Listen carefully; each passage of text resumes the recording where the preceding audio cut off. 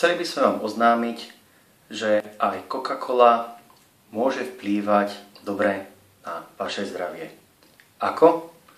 Takisto ako rada ďalších čistiacich a chemických prostriedkov ju môžeme použiť na celkovú dezinfekciu. Preto, čo sa týka mojej domácnosti, tak mám Coca-Colu na tom správnom mieste, a to nie medzi potravinami, ale medzi chemickými prostriedkami.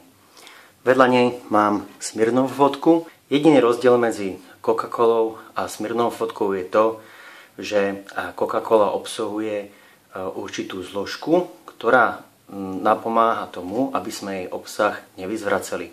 Smirnoff vodka túto zložku neobsahuje. Vždy po nej zvraciam.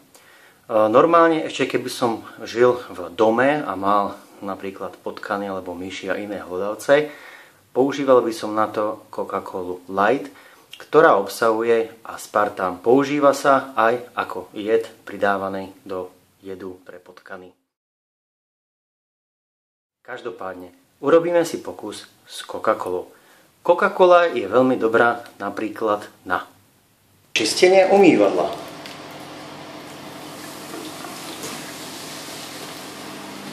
Ďalej, čistenie záchoda.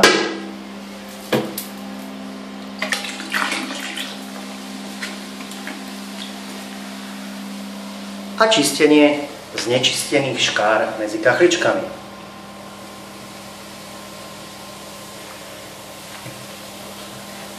Chémiu musíme nechať dostatočne dlho pôsobiť.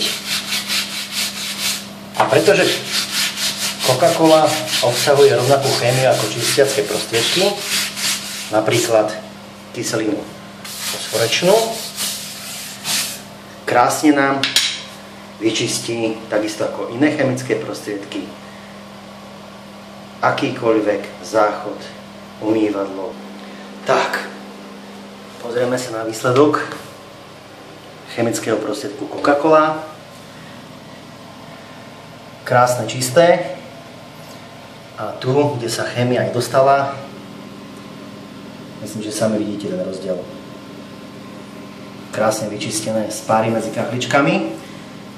Opakované upozornenie: pokiaľ sa vám táto chémia dostane do úst, očí alebo sa dotkne vašej pokožky, je potrebné postihnuté miesta opláchnuť 3-krát vlažnou vodou. Coca-Cola, váš každodenný čistiaci prostriedok.